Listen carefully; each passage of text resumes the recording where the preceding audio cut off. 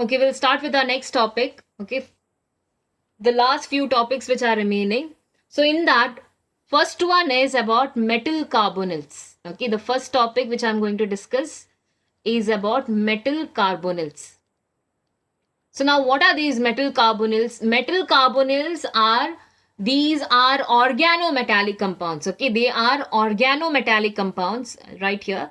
They are organometallic compounds in which the carbon monoxide is there. Now that is acting as a ligand. Okay, the carbon monoxide which is present, they will be acting as a ligand. You have even studied about organometallic compound in haloalkanes and haloarenes. Grignard reagent, if you can recall, Grignard reagent is an organometallic compound. Why it is an organometallic compound? Because there you will find that there is a linkage between the metal and the carbon. Okay, so if there is, yes, RMGX, no, so in that, what do you find in RMGX Grignard reagent? You find that there is a linkage between the carbon, that is R group is the alkyl group. Alkyl group is linked with the magnesium. Okay, so you find there is a carbon and metal linkage. So such type of compounds where you can see this linkage being found, then those are named as organometallic compounds. Okay, so in this metal carbonyl also, what is found is metal is there in the center, and to the metal what the carbon monoxide does is they donate the electron pair to this metal atom. Okay, so then there is a compound formed, and such compounds are named as metal carbonyls. Okay, I can give you few example for metal carbonyl is NiCO4, nickel tetracarbonyl, and most of the time you find that in this metal carbonyl the metals are in the zero oxidation state. Okay, when they are combining with carbonyl, most of the time it is found that the metals are in the zero oxidation state because it's a strong field ligand. No, you can see here all the electrons will be paired. And how will be the structure of nickel CO4? Okay, it will be a tetrahedral structure because 4 molecules are there. So nickel is there in the center, and carbon monoxide I can write on the 3 side. Okay, like this. So this is how they have a structure of tetrahedral. Okay. One more example I can write down is FeCO5. FeCO5, okay, that is iron pentacarbonyl compound. Okay, it is iron pentacarbonyl. Again, iron is having a zero oxidation state. By seeing the compound only, you can understand that the oxidation state in them is zero. So iron is present in the center, and then you have 5 ligands are there. No, so 3 will be on the plane. I will write C is the linkage. Okay, so you can see me writing here. I've written C to the bonding first, and then I've written oxygen afterwards. Okay, so C I'm writing first, and then I'm writing O after that.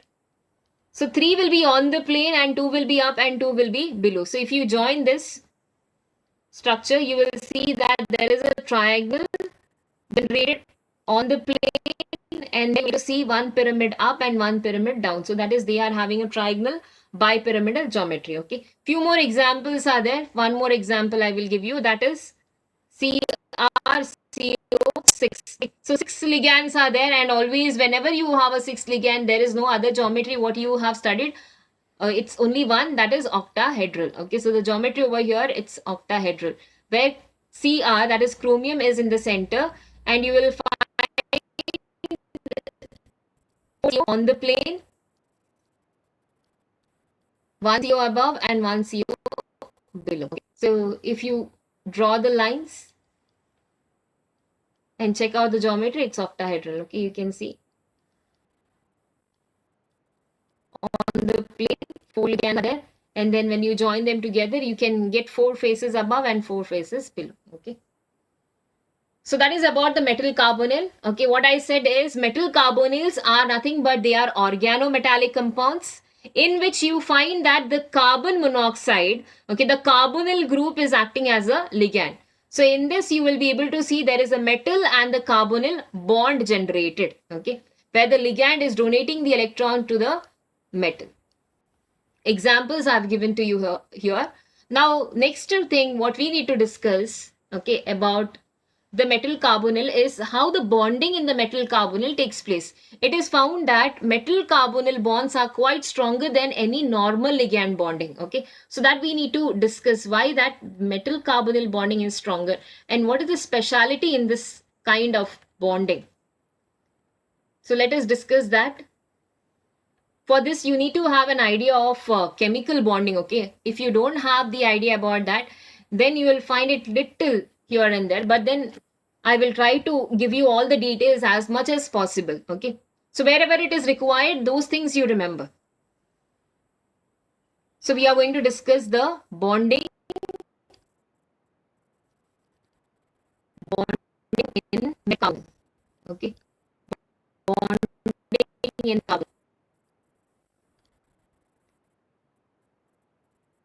So I gave a metal and I said metals are having paired electrons because you saw that the metals are in the zero oxidation state. So there are electrons which are completely filled in the metal orbitals. Okay, and to the empty orbital, this carbon monoxide will be donating their electrons. So I will draw the metal here. One rough sketch I'll be drawing first. Then I will draw that original diagram which is given in your book. Okay. So I have taken the metal here in the center. And let me draw that d orbital because you know d orbital has a double shape. So I am drawing a double shape here. This is the d orbital which are completely filled because you see electrons are present in the d orbital. So this metal, it can be atom ion. General, we are talking about general metal atom or ion. Okay, and then this metal even have a empty orbital. After that, there are orbitals which are present, okay, which are not involved in the bonding. So those are the empty orbitals. So that I'll keep it vacant, okay. So these are the empty metal orbital. This is empty, okay. And here we have the filled orbitals. These are, which I have shaded, no, with the line. These are the filled orbitals. Okay, so this is about the metals. Remember here, whatever I'm talking is about the metal. Now I will take this carbon monoxide, which is the ligand. So in this carbon monoxide and metal bonding, that is metal carbonyl bonding, what is found is it's a usual case. Usually the ligand donates their electron pair to the metal. Okay. Normally all the classical ligands, what you have seen, you found that the ligands always donate their electron pair and everything is donated from the ligand. Metal doesn't contribute anything. No, they just provide their empty orbital so that ligand can come and occupy. Okay, so now here what has been found is, yeah, ligand is donating their electron pair to this empty orbital. Okay, which leads to formation of sigma bond. Okay, so one bond is being formed here, that is the sigma bond. Okay, and from where do they donate these electron? That is being donated from highest occupied molecular orbital. Okay, that is from HOMO, HOMO. I say to you what is this HOMO meaning is. Okay, so you just remember now it's the highest. From where you will be able to observe, I will tell you later. So here HOMO means highest occupied molecular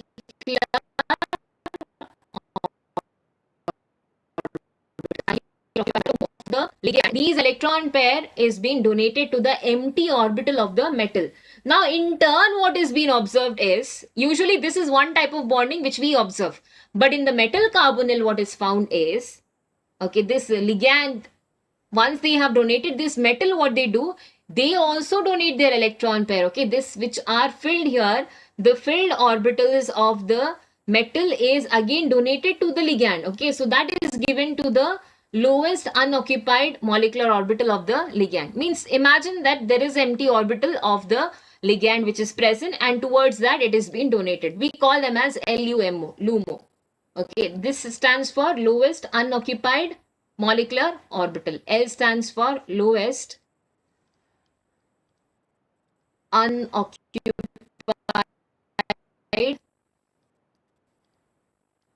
molecular orbital. Okay, molecular orbital. So initially what we saw, there is a donation of the carbon monoxide to the metal orbitals, empty orbital. Instead what the metal does is, whatever electrons they have, no, that will be donated. The filled electrons which the metal has, that will be donated to the ligand. Where they are donated, that you keep in mind, it is donated to the lowest unoccupied molecular orbital. Okay, and from where the ligand is giving their electron, that is being given from the highest occupied molecular orbital. This type of bonding is called as synergic bonding. Okay, and the effect is called as synergic effect. This type of bonding is called as synergic. Okay, this bonding is synergic bonding taking place between the metal and a carbonyl group. And this bonding strengthens this particular bond. Okay, initially, see, it's like, imagine if one friend helps the another one, and the another one in turn, okay, when it was required, in turn helps the first one who helped them initially. Okay, so that time what happens, the bonding which is there between the two people, that will start increasing, okay, when both of them help each other. So here same thing is been observed, analogy of that is been observed in this metal carbonyl. Initially, the metal carbonyl donates the electron pair to the empty orbital to form a bond. Okay, that bond is a sigma bond. In turn, what has been found is the metal also gives their electron, okay, to the empty orbital of the ligand. Okay, this bonding which takes place is the pi bonding. So there is a sigma bonding and a pi bonding which is developed, and that bonding strengthens. Okay, the bonding will be strengthened over here because of two-way bonding which is taking place. Okay, so it is called as synergic bonding. One more name is given because the metal is again donating back. No, the metal orbitals are giving their electron back. Usually metal, they don't give their electrons. Okay, here it is being found that the metal also donates their electron back, so it is also called as back bonding. It's also named as bonding. How it is taking place and where that highest and lowest came, no, that I will explain to you. So I hope this much is clear to everyone. What is synergic bonding is, we have a metal. I will repeat once again the bonding in the metal orbital. What is found is, I said, there is a metal which has empty d orbital, and then they have orbitals which are filled also.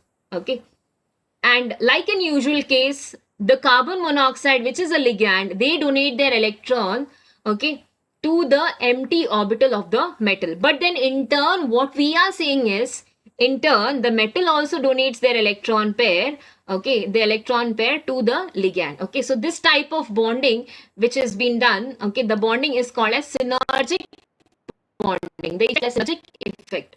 And when this kind of bonding takes place in any compound, that will be the strongest one. Okay, because it's like two-way process taking place. Okay, one is also giving, so one bond is formed and the next one is also giving a hand. So that time the bond automatically strengthens. Okay, so if you want, you can write down. I'll give a small definition to you all. So here what is found is metal carbonyl.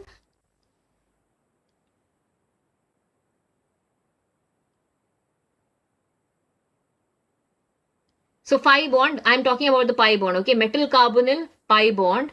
The metal carbonyl pi bond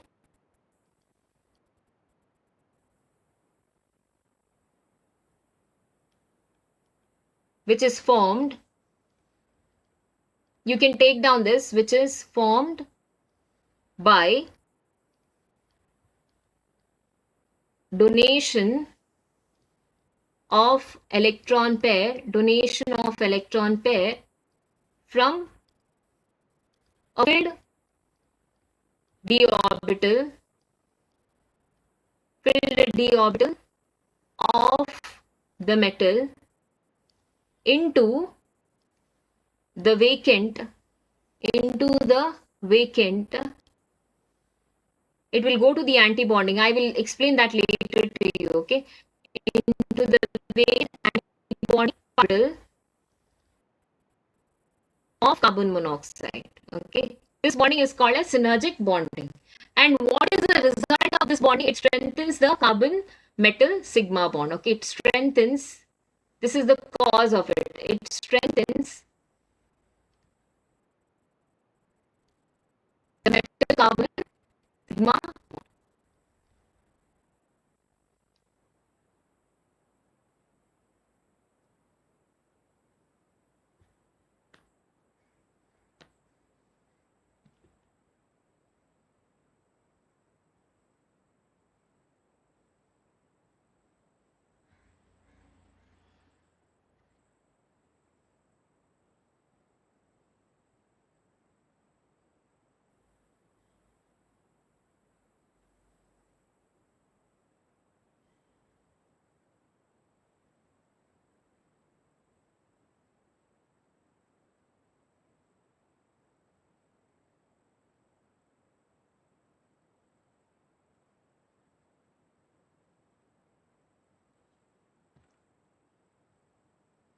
So rough idea, that rough picture I will draw here so that you'll be able to relate. Okay. So I told you there is a metal, and then metal has filled orbital. This smaller picture I'm drawing here. Okay. Metal has the filled orbital, and then there is empty orbital also. Initially, carbon monoxide.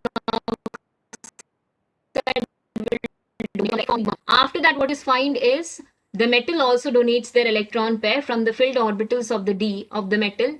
It is donated to the antibonding orbital, that is LUMO, okay, for the lowest unoccupied molecular orbital, which leads to formation of pi bond. Okay, so how it is happening, I will explain you here. For carbon monoxide, for that, what you need to know is how the carbon monoxide MOT structure is, because here it's a molecular structure of carbon monoxide, and from the carbon monoxide structure only then you'll be able to understand from where that electrons are being donated. Okay, so here I will draw the MOT structure. Do you remember what comes first here when you are drawing MOT? You had no last year MOT diagram we had for hydrogen, you have studied for oxygen, nitrogen. First you will have 1s orbital, correct? No, so I will just draw a rough picture. If you can recall, it's well and good. Otherwise, just to understand, okay, what is happening. Because this will not be asked in the exam. It is only for you to understand this back bonding, okay, understanding the electron shift. Only for that reason you require. Otherwise, they will not be asking you this in the exam. And there are certain changes also because it's a heteronuclear molecule which is formed. So carbon monoxide, carbon atomic number is 6 electrons in the carbon, okay, and oxygen atomic number is 8. So there are 8 electrons in the oxygen atom. Altogether, how many electrons we are having? Altogether, we are having 40 electrons. So in the MOT, okay, in the molecular orbital, we need to do the molecular orbital for carbon, and we need to do it for oxygen, and then we have to fill 14 electrons in that. So I will ignore that 1s orbital here because 1s is having a lower energy. What gets involved in the bonding is, okay, the major difference which happens is in the 2s and the 2p orbital. If you want, I will write down, otherwise, I don't know. Carbon C, it is 1s2, 2s2, 2p2, and then oxygen, it is 1s2, 2s2, 2p4. Okay, so there are 6 electrons in the outermost shell, and here 4 electrons in the outermost shell of the carbon. Okay, so 1s is here. 1s. First, it will be sigma 1s, and then you have sigma. Drawing, you remember there is bonding molecular orbital and there is anti-bonding molecular orbital. So I will write it here for the carbon. This side you imagine it is for carbon. Okay, and remember, so many electrons we need to fill. 6 electrons we need to fill. Okay, for the carbon.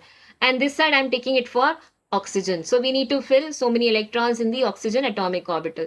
So we have 1s orbital, and after that we have sigma 1s and then sigma star 1s. In that 2 electrons you can fill. Okay, so 1s, and from here 1s2, and then here you have 1s2, 2 electron each. So 4 electrons I can fill here. That is gone. Okay, so 1s is over. Sigma 1s and sigma 1s star. And then when the 2s orbitals are taken, there is a little mixing, students, okay, that you need to keep in mind to lower the energy. So this is how the orbital levels are. Okay, first we have sigma 2s. So there is a little change because these orbitals, they undergo mixing, it seems. So you just keep this in mind. Sigma 2s comes first. Okay. Here 2s orbital is there, and then here 2s orbital you have. And then we have 2p orbital. 3 divisions are there, no?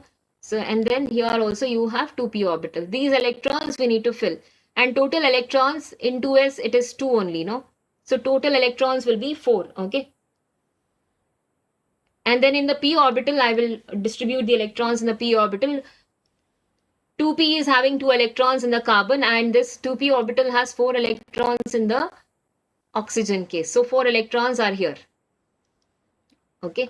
Now sigma 2s comes first. Okay. This you just keep in mind. Sigma 2s, they come below in the energy level. And after that, what comes is pi 2px. This is because of the mixing which happens, okay? But we will not go into the detail. It is not required for us. So pi 2px and then pi 2py. These are the two orbital which comes after that. And then after that we have sigma star. These are having little higher energy. These are having lower energy. The one which I am writing below, they have lower energy. The one which I am writing above, they are having higher energy. So this sigma star 2s comes above this. Okay, they are having higher energy. And then after that we have pi star 2p x and pi star 2p y. And the last will be sigma star z. Okay.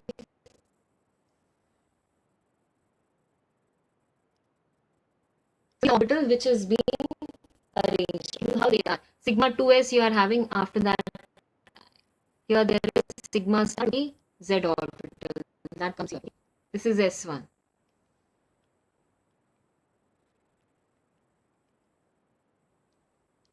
This is how it is being like arranged, okay? Because it's a heteronuclear atom, there is many energy changes which are happening, and this is how we get it at the end, okay? So you have sigma 1s at the end, below 1, lower 1, and then we have sigma star 1s, then it is sigma 2s, okay? After sigma 2s, we are having sigma star 2pz.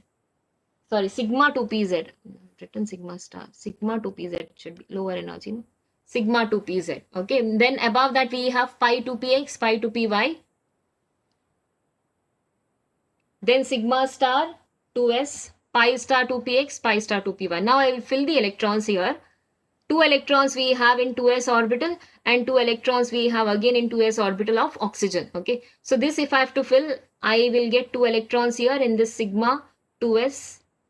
These 2 electrons I have filled here, and even sigma star 2s will get 2 electrons. Okay, this stages happen when they undergo mixing. And then here I have 2 electrons in the p orbital, and then 4 electrons in the p orbital of oxygen. That also I will fill here. I will take another color. See.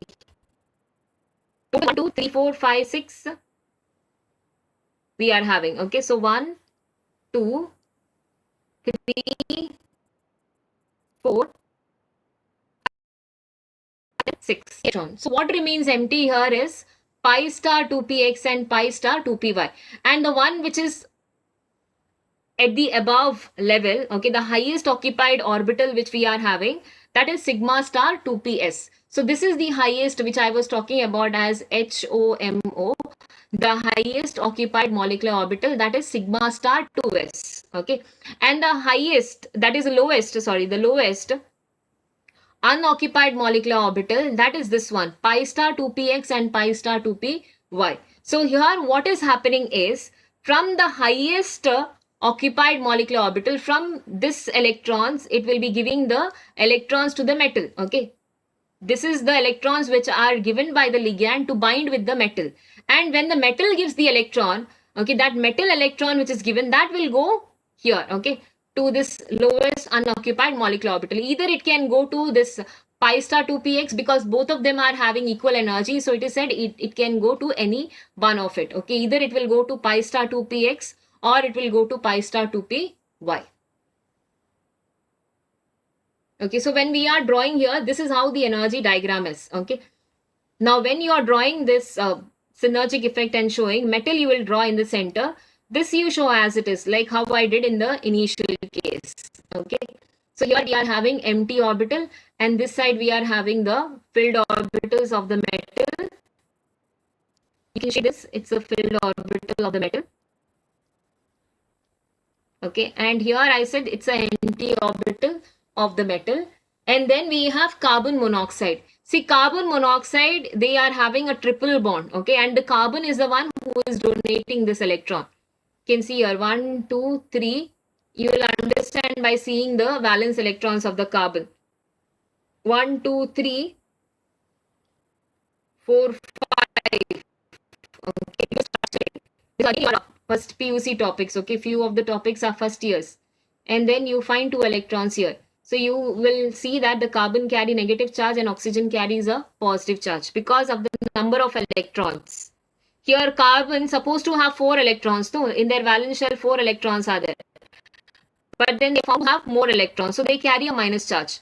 Oxygen is supposed to have 6 electrons in their valence shell. But if you count here, their share of electron is 3 and then 2, 5. So that is the reason why they are carrying a positive charge. Okay. So formal charge was given by the Lewis, and then formal charge was removed out because it became outdated immediately when the coordination bond came into picture. So this we remove and then we put a arrow mark. Okay. This one bond we remove in the top and we put a arrow mark like this. One more way of doing it is like this. Okay. One arrow mark at the top and then carbon and oxygen bond. Okay. So this is the coordinate bond which we show here. So here I have this carbon and oxygen which is having a triple bond. I will write here. Okay. On this side. So what has been found is the sigma s orbital, okay, these sigma s orbitals are fully occupied and from there the electrons are donated, okay, and sigma s orbital, that is bonding orbitals, are drawn like this. This is how the bonding orbitals are, okay. I will draw it like this. Two bonding orbitals are there, no? When two molecular orbital combine, you get two orbitals there, okay. So I will draw it in this way. This is how it has been looking, okay. So they are filled. And this will be donated to the metal to form a sigma bond. Then after that we have pi. This pi p orbital, when they overlap, when two orbital overlap, okay, they will be arranged in this way, okay. They are arranged in this way. So these are the pi orbitals, that is pi star 2px, or it can be pi star 2py, okay. So from here I said the metal donates their electron to the pi star orbital, okay, that is to the lowest unoccupied molecular orbital. It will be donated back, okay, and that give rise to a pi bond. So I am drawing here two lines, but then you remember two line indicates there is only one pi bond is being formed, okay. So due to this effect, due to this synergic effect, the carbon monoxide will be having a stronger bonding than compared to any other ligand. So if you are not able to get any of the point, at least you remember this much, okay, students.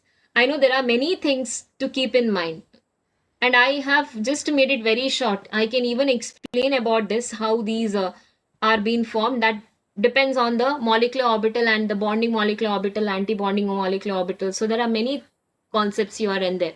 But so much is enough for your exam point of view. If you want, I will repeat this once again, okay. In the carbon monoxide, this MOT structure, at least you can keep in mind the sigma star, okay, the sigma star 2s is the highest one, okay, where the electrons are filled. And these electrons which are filled at the top, they are used to donate for the metal, okay, they are being used to donate. These electrons will be utilized to donate to the metal. And then above ones are there, no? Above these orbitals which are present, those are anti-bonding, because it's star, no? So they are anti-bonding orbitals of carbon monoxide which are empty. So in these empty orbital, the metal will donate their electron back, okay. And these carbon monoxide, they act as pi acceptors. They are very good in accepting the electrons. So they are also called as pi acid ligands, okay. There is another name given for them, pi acceptors or pi acid ligands, because they have a tendency, they are capable of accepting an electron from the metal atom, okay, into their pi star orbital. So that is the reason why one more name it has been given to them. Only these are the kind of ligand which can take that electron back from the metal. So you can just keep this in mind, sigma star 2s and then pi star 2px and pi star 2py. So in that I said when sigma bond is being formed, see s orbital and s orbital are spherical in shape, okay. So when two orbital combine, there are two molecular orbital which is being formed. One is bonding molecular orbital, one is anti-bonding molecular orbital. But now here, this one which we are talking about, sigma star, is the anti-bonding molecular orbital. Bonding molecular orbital looks like this. Once they bind together, no, This is how the shape is being generated. Nucleus will be in the center, and then this is how the electron density is. That is for bonding. And for antibonding, when s orbital combine, antibonding molecular orbitals are formed in this way. Bonding means they are clubbed together. No, it's an addition of the two orbital.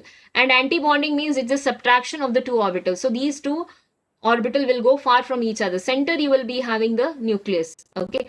So that is the reason why I have drawn it like this. Okay. They are going far from each other. So one petal will come here and one more petal comes that side. And then the next one, that is the pi orbital which we are taking, that pi star orbitals are formed by antibonding, and they are formed by overlapping of p orbital. Okay, one p orbital of carbon overlaps with the p orbital of the oxygen. So if I take 2p orbital for overlapping, 2p orbital will give you 2 molecular orbital, that is bonding molecular orbital and anti-bonding molecular orbital. Okay, so bonding molecular orbital will be in this way. This way it is. Okay, this is how bonding. I am short of space here, so I'm just writing here and there. Okay, so this is bonding. I'll just write here, it is bonding.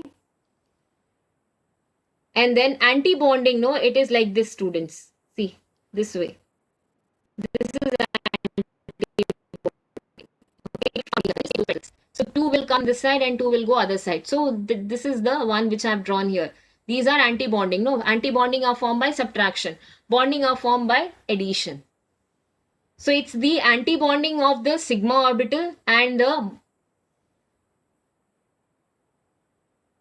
anti-bonding of the pi. Okay, so this comes in that way. Yes, correct. Carbon monoxide is the strongest ligand according to the spectrochemical series.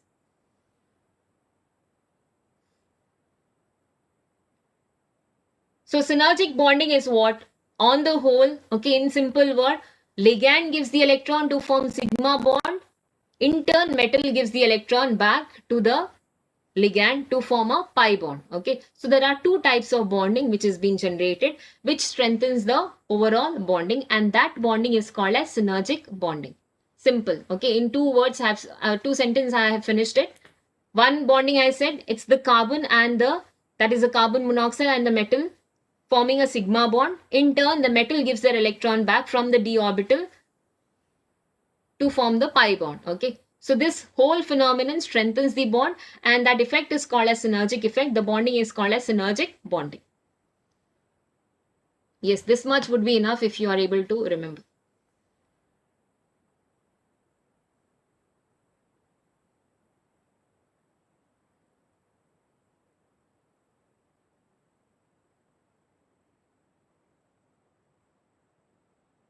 At the end, what they can ask you is only the definition part, okay, and give the example for synergic bonding. I'll go for the next concept now.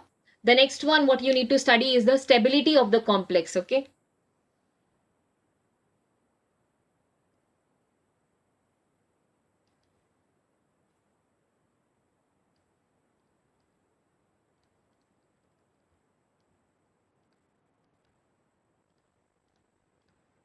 Means when the ligand combines with the metal, okay, you are checking out whether that particular compound is stable or whether it is not stable. We can explain this by explaining the stability. Okay, and stability of the complex, it depends on how strong that particular bond is. Okay, and if you see the stability constant, you will be able to understand. So if you see that the stability constant value is very high, suppose if that K value given to you, if that K value is very higher, okay, that means the stability of the complex is also very higher. So they will not dissociate that easily into the solution, okay. That metal and the ligand bond is there, no, that is quite stronger in that case. So we can explain that stability of the complex. So I will be explaining in 2 ways. One is stepwise stability and the other one we have overall stability. So stepwise, if you take, imagine that a metal is there and they are going to combine with 4 ligands. Okay, they are going to combine. So this you can explain.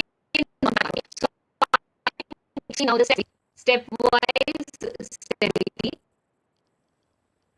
So here I'll take the metal first. Metal combines with one ligand initially.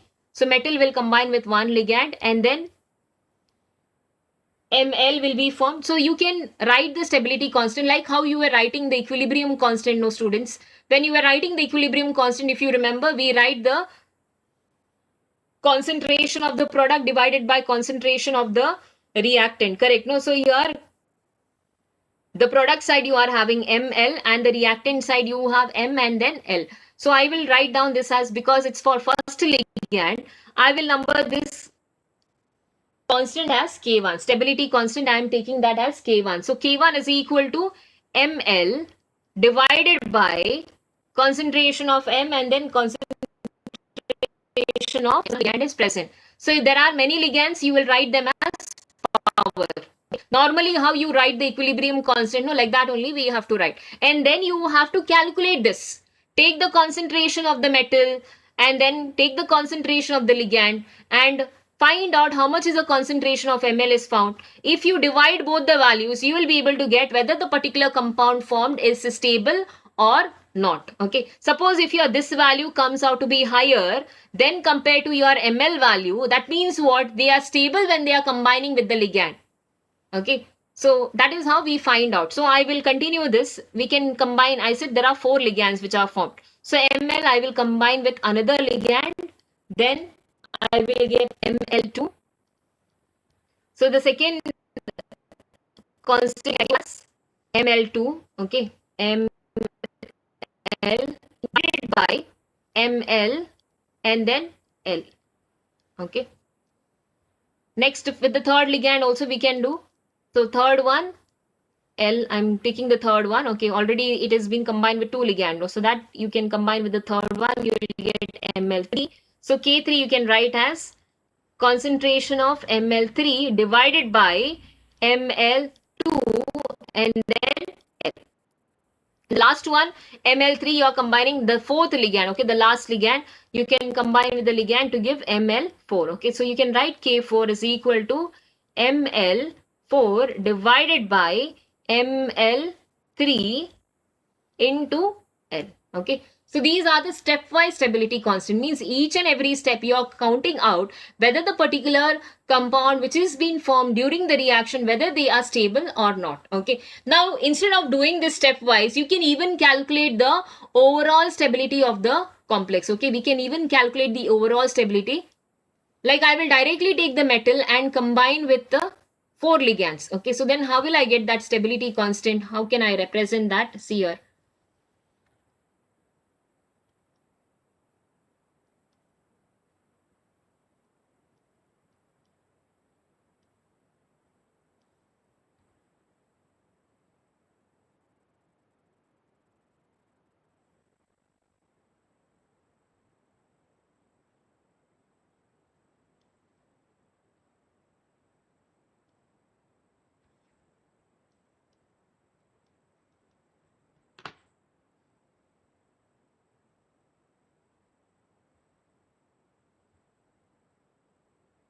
Yes, I'm combining with the 4 ligands. Okay, now all together we will combine them. Now I've taken that up. So that will be the overall stability. Okay, see how to write the overall stability.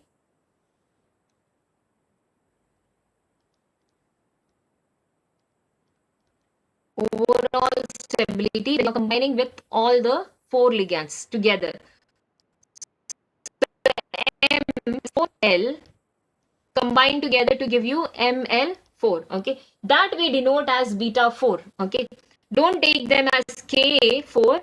You take this is for the overall, no? So that is denoted by beta 4. This is the value for like the representation for overall stability constant. Stepwise when you are taking, you take them as K. Okay, so beta 4, how can I write now here? Concentration of the product, that is ml4, concentration of ml4 divided by concentration of m to concentration of the ligand.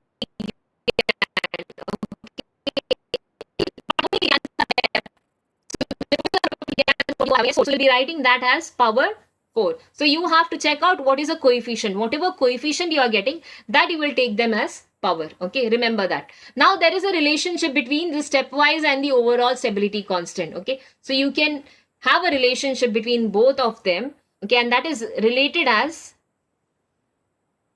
so this beta 4 I can write as, if I take K1 into, if I take the product of overall, like the stepwise stability constant, product of the stepwise stability constant will give rise to overall stability constant. So when you do the multiplication of everything, you can find out what will be the overall stability. If you know stepwise, you can calculate the overall. Okay, if you know the overall, then at least if you know few of the values, you can be able to calculate at which point they are stable and how much is the stability can be found out. Okay, so K1 into K3 into K4. Okay, so now we will see whether this equation agrees with each other, whether we will be able to get the same value. See, beta 4 is ml4 into divided by m into L to the power 4. Now K1, what was that? If you can remember, I will not go back again, then I have to see. It was like this, ml giving us m plus L giving us ml. So it was ml divided by concentration of m into concentration of L. So when you do the product, no, you'll be able to get the answer. So I'll directly write concentration of ml for K1. I'm writing for K1. You can do along with me. You try in your book and see whether you are able to get the answer similar by cancelling out. So ml divided by concentration of M into concentration of L into, what was K2? K2 was ml2, correct? No, ml2 divided by ml into L. K3 was ml3. 3 ligands have combined together. So product was ml3 divided by ml2 into L. And then K4 was ml4 divided by ml3 into L. Correct? No, this is what we had got for stepwise stability constant. Now I have just written them. Wherever K1 is there, K2, K3 and K4 is there. Now see, whatever you can cancel out. What can we cancel out? ml and ml I can cancel out. No? See here, this ml and this ml I can cancel out. This ml2 and ml2 I can cancel out. 3 and 3 also I can cancel out. Okay. What remains here is ml4 divided by one metal is there remaining. Okay, I will write that metal. And then we have one ligand here in K1 case, and then we have one ligand in the K2 case, then K3, and then we have in the K4. So this I can combine them and together and write. So what you get is ml4 divided by ml, a into a into a into a is a to the power 4, like that only. L into L into L into L is L to the power 4. Okay, so it's nothing but the same thing, no, what we have got for overall stability constant. So if you know stepwise stability constant, you multiply that, you will be able to get what is the overall stability constant of that particular complex. Okay, and remember, more is the stability constant. More is the stability constant of that particular compound. More stable is that compound. Okay, more stability constant, more is the stability of that complex. Means they will exist in that complex in a stable condition. They will not dissociate that easily. Okay, so you can compare for the two complex also. Two complex, if you find one complex has a higher stability constant, that means that complex will be more stable than compared to the one which has a lower value.